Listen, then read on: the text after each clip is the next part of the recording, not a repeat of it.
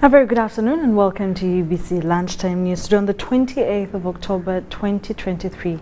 My name is Sharon Kyomugisha. In our top stories of the day, the President of Sao Tome and Principe, His Excellency Carol Manuel Villa, Friday visited Nyanza Patch Limited, a fish processing and export company, Kira Vehicle Plant and Nightingale Textiles, all based in Jinja, Uganda. He appreciated President Museveni for his commitment in steering Uganda's development. President Carlos Villanova of Sao Tome and Principe commenced his visit at the Kira Motors Vehicle Plant in Jinja District, where he was visibly impressed by Uganda's strides in the automotive industry.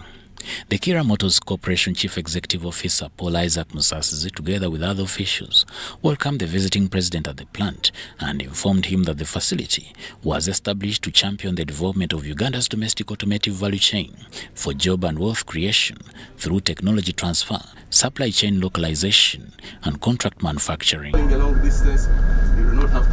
From Kira Motors, the visiting president headed to Nyanza Patch Limited, a fish processing and export company.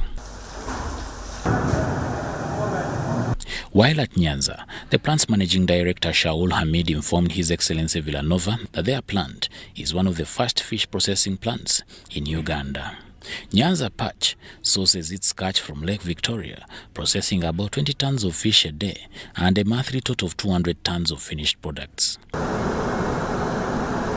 President Villanova concluded his visit at Nightingale Textiles factory, where he was received by the plant's general manager, Vani Kuma. The facility produces, among others, medical-grade cotton wool for both the local and regional markets.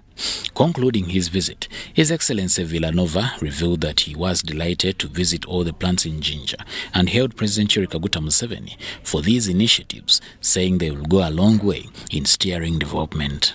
I want to thank the government of Uganda through the Foreign Affairs Minister, His Excellency the President of the Republic, to give me the occasion to be here in these days and create conditions also to come here and visit this factory.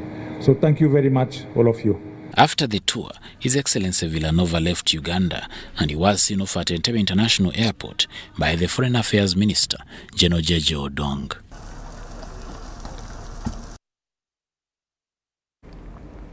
The First Lady Janet Kataha Museveni has appreciated the Ministry of Health and the administration of Mulago Specialized and Neonatal Hospital for the specialized treatment and care being given to women and children.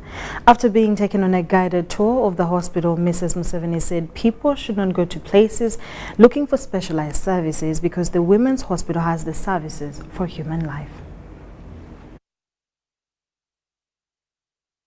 The First Lady Janet Kataha Museveni Friday visited Mulago Specialized Women and Neonatal Hospital. Mrs. Museveni was given a guided tour of the facility by the Minister for Health, Dr. General Cheng, who was in company of the Health Ministry Permanent Secretary, Dr. Diana Twine, and the Hospital Executive Director, Evelyn Nabunya.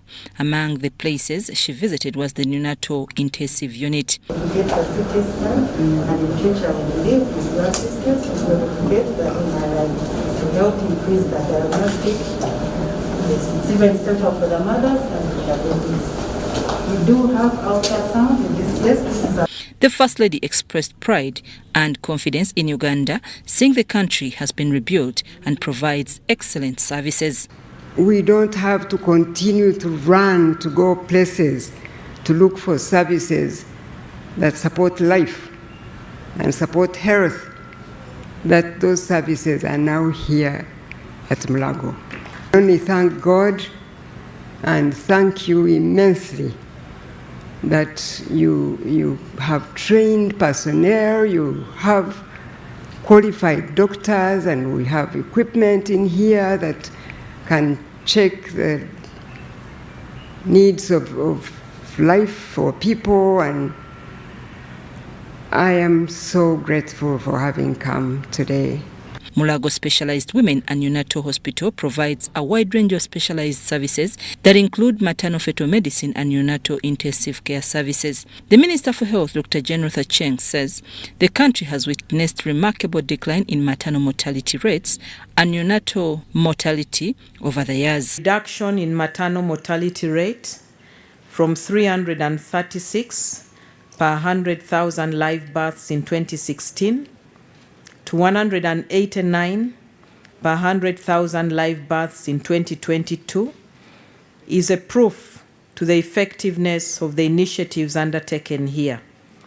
Similarly, the steady decline in neonatal mortality rates from 27 per 1,000 births in 2016 to 22 per 1,000 births in 2022 underscores the unwavering commitment to ensuring the well-being of our newborns.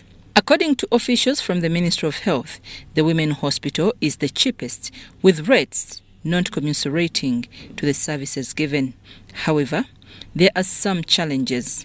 The hospital faces a challenge of high maintenance costs since it uses high-level equipment.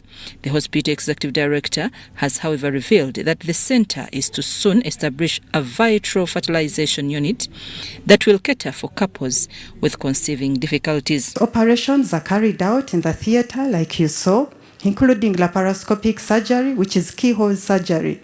We have even carried out hysterectomies or removal of a uterus through that keyhole surgery, which is great. Assisted reproductive technologies, for example, intrauterine insemination is being carried out. This one helps couples that have difficulty in conceiving, where the challenge is with the man. This hospital was commissioned on 2nd October 2018 by His Excellency President Yoweri Kaguta Museveni. I'm Nafka Farida in Mulago. In more stories, security along highways from Kasese to Weda has been enhanced, with roadblocks aimed at preventing criminals from using the roads for terrorist activities. Police and the UPDF have reportedly intercepted severely wrong elements who were unable to identify themselves. Our reporter Ivan Kawe visited Chikorongo, where a roadblock is set up to search all road users traveling to and from Weda.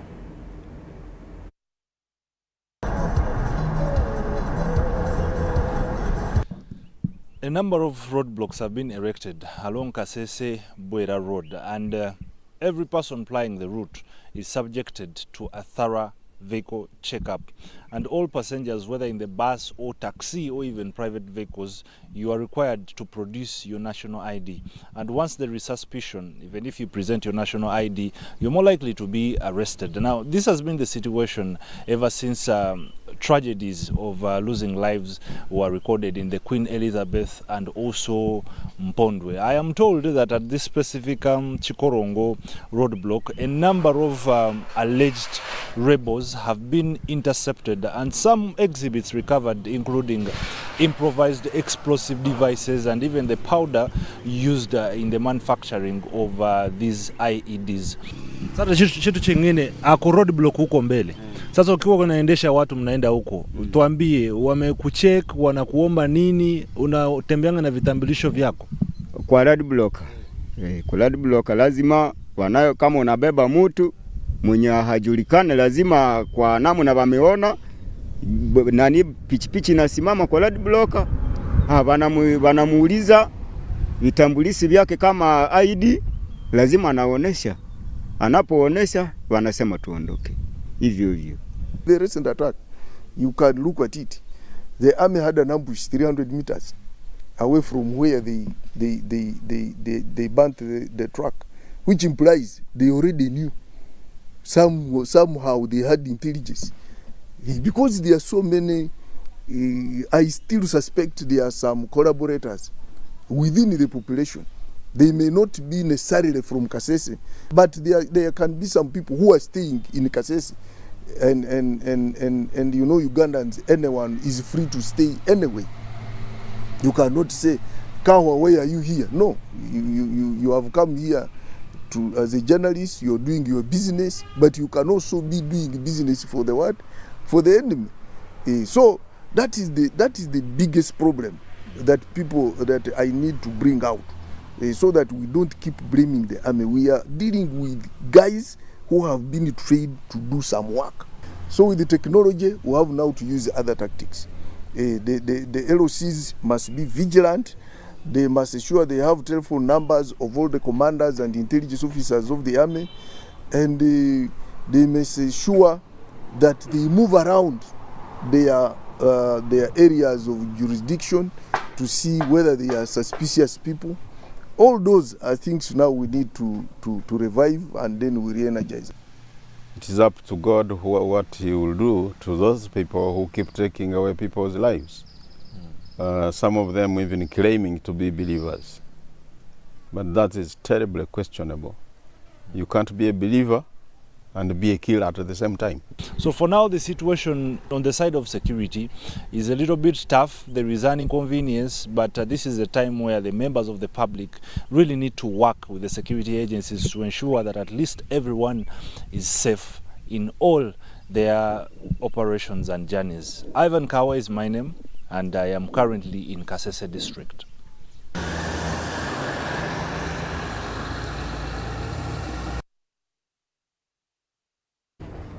Over 5,000 residents from 5 landing sites of Lake Albert Shores in Daiga Sub-County, Kagadi District are in fear over continued land grabbing and evictions by a renowned businessman, Willie Ramojo.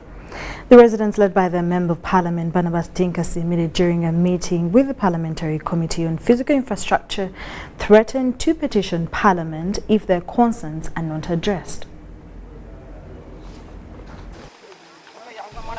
On Thursday, a group of residents from the affected areas of Lake Albert Shores, led by their Member of Parliament, Barnabas Tinkasimile, appeared before the Parliamentary Committee on Physical Infrastructure. Can go there, he begins thinking of these big people, these ones, then he tells them, I'm going to compensate. No, let us do our part as a committee, let us do our role that Ugandans expect us to do. The meeting between the committee and the residents was called to address the indiscriminate land evictions by a one Willie Ramojo, a renowned businessman. He heard the atrocities being committed by those people on the ground, and they have agreed they are going to go on the ground, and they will not tolerate that nonsense of the so-called power. The aggrieved residents from Lake Albert Shores in Daiga Sub-County told the committee, chaired by Tony Awanyi, that over 10,000 residents have so far suffered eviction by businessman Willie Ramojo.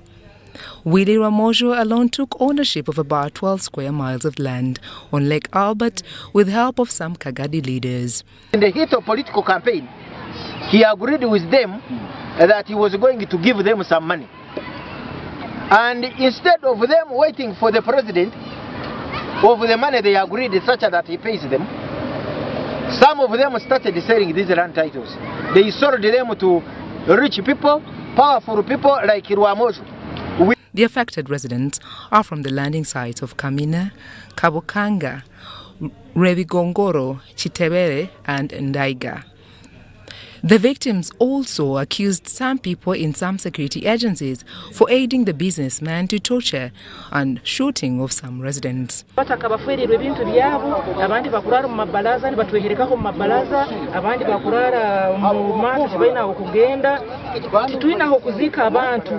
Vice Chairperson Parliamentary Committee on Physical Infrastructure, Tony Awani, comforted the victims and promised to summon all those implicated in land grabbing, including Kagadi District leaders and security agencies, among others. However, in a phone interview, businessman Willie Ramojo, Rogers Nkwenzi, and LC5 chairperson denied the allegations levied against them.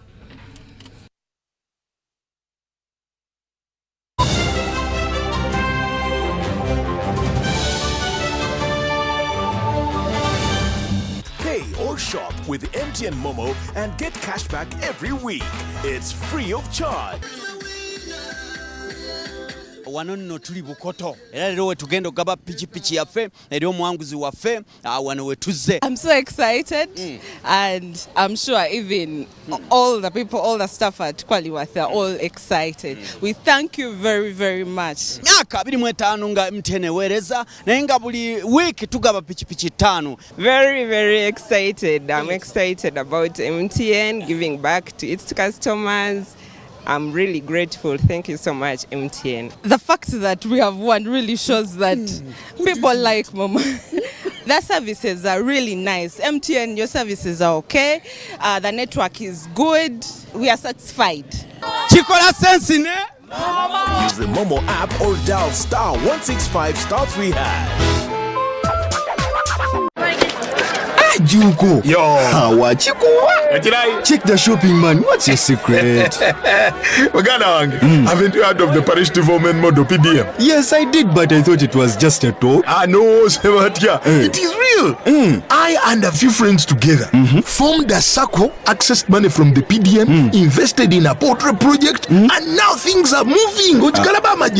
Juko. I thought I was one of your friends. You are. But you left me behind. I didn't leave you in poverty. What you do, just visit your LC2 chairperson and your parish chief and start the process of economic transformation. Just like that. The parish development model is an initiative from the government of Uganda through the Ministry of Local Government designed to transform all lives of Ugandans for the better. PDM, my parish, my development, my life. Uganda, get ready for a run that will light up lives. Youth Go Green, in partnership with the Ministry of Energy, invites you to be a part of the 5th SDG run under the theme Run for Energy Access. Her Excellency Jessica Alupo, the Vice President of the Republic of Uganda, will flag off this epic run on Sunday, 29th October 2023 at Kololo Grounds starting at 7:30 a.m. Register today for the 5-kilometer, 10-kilometer and 17-kilometer run and book your kit at only 20,000 shillings. Call 0788-964-857 or 0701-030-673. Come run for your SDG. Nivanyita kana yinita says Nwagaba, commercial officer, Abantungamo District Government. I am Sez Nwagaba, the commercial officer for Ntungamo Local Government. I express my gratitude to God for this platform and the Myuga initiative brought to us by His Excellency Yoweri Kaguta Museveni, as it has positively transformed the lives of the people in Ntungamo, whom I have known for a long time. When you visit the beneficiaries of this program, you can easily witness the significant positive changes in their lives. The audit report demonstrates that despite their leader being deaf and blind, profits are being made, highlighting how this program has actively engaged and evolved every individual. Initially, we received 2,650 million Uganda shillings. Each constituency received 530 million Uganda shillings. I would like to express my gratitude to this platform for providing us with the opportunity to share information about the Imyoga program. Our special thanks go to the President for initiating the program, and additionally, I would like to mention that there are numerous similar projects in Rubare and Ntungamo. Hello, Mom. How did you sleep? How is Salongo? Oh, Mommy, how is Grandma? And Simba, the dog, yeah, the funny one. Call Bona on any network in Uganda with Airtel Bona voice bundles. Dial *100*1#. Select Call Bona to choose bundles from as low as 1,000 shillings from daily, weekly, monthly, or bundles that don't expire. Call Bona on any network in Uganda with Airtel. A reason to imagine.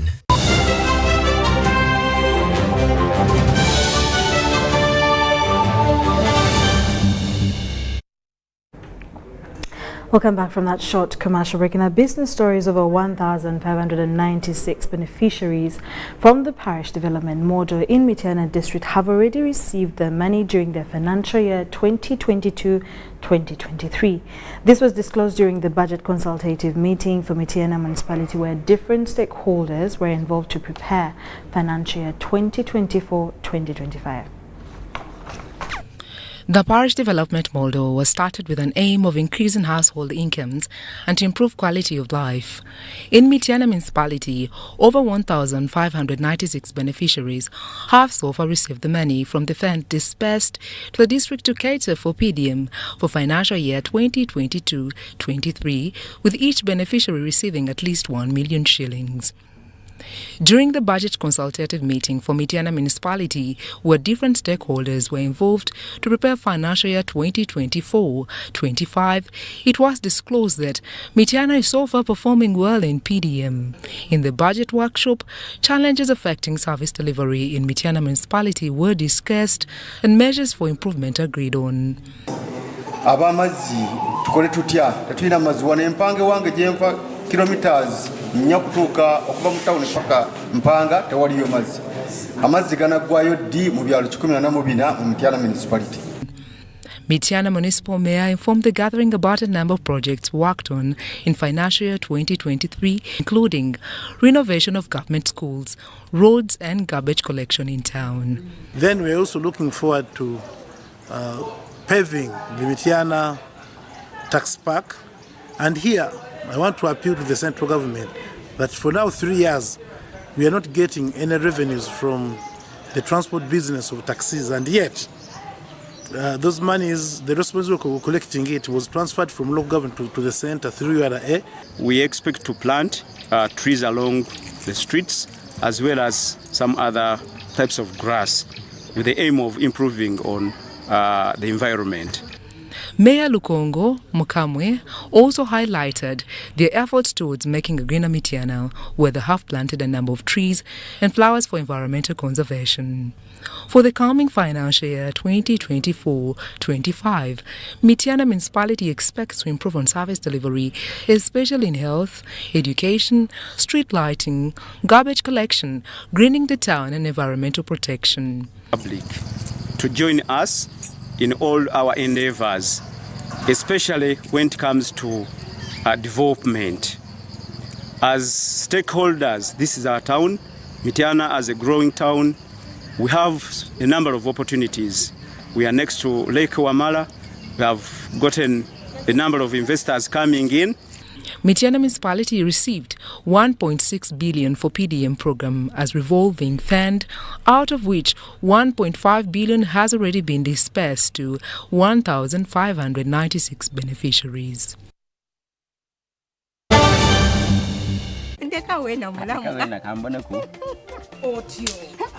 Mbakemye rubona mubaire muri kolati ndije kulagirira ono ngeri gibagwayo kumbaga ya mwene ngwakozesa momope eisi mweri waje buliko tola yesi muwena nakobye ironi geisi mutobulira eisi munyini ni gasita ndala mukaga 5 6 3 otewe ashi onige yesi balese chawo balese machi antikodi je balisaba mama kadi bati kayo buzono wachi tamu nsanvu mirundi 3 balisaba tamu sente dewe amount baleta mobile money bali kunsa bapini ebucha utampiniyo iwa imwe sasuda aye baba embaga ya mwene mwekuwoniza Pay or shop with MTN Momo and get cashback every week. It's free of charge. Use the Momo app or dial *165*3#.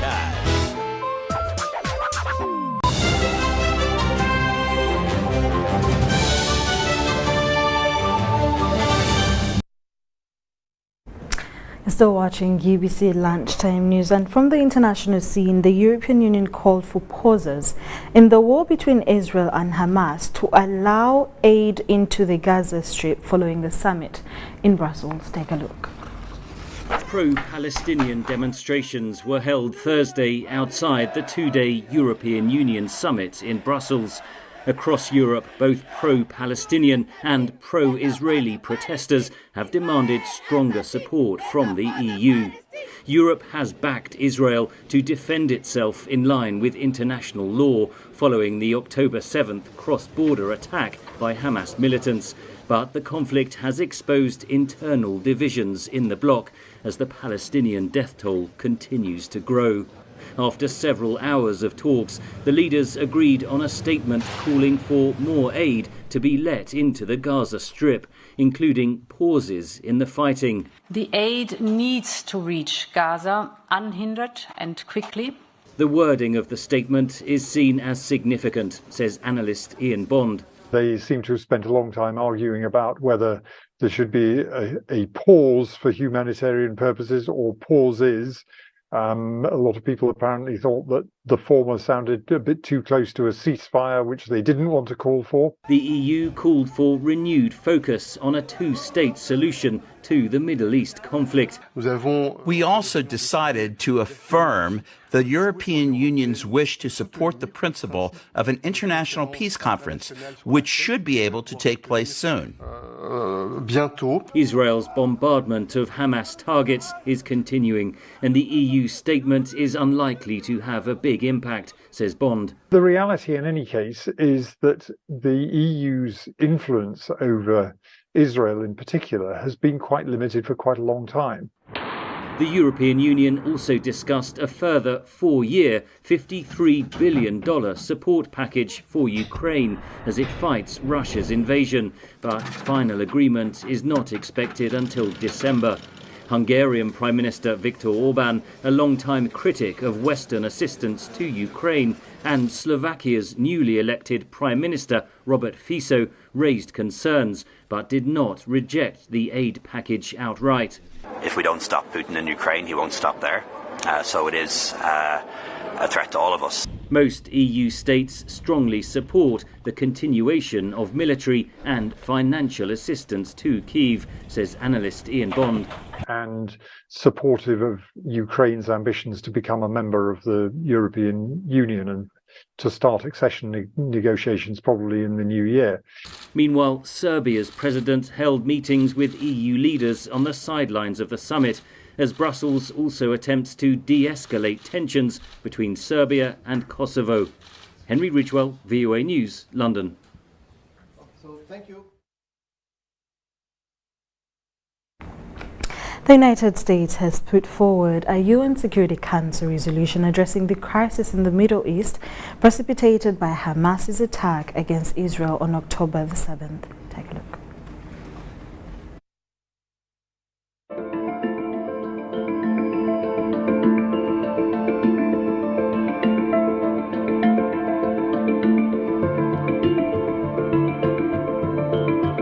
We all recognize the right and indeed the imperative of states to defend themselves against terrorism.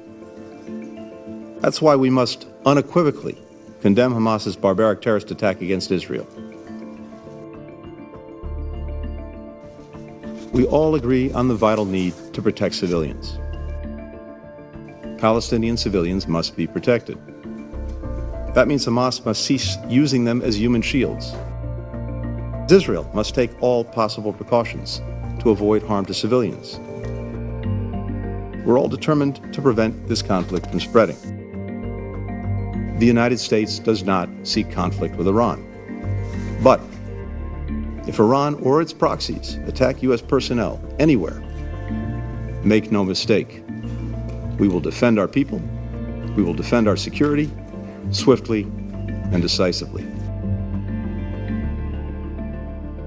We all agree that we must redouble our collective efforts to build an enduring political solution to the conflict between Israelis and Palestinians.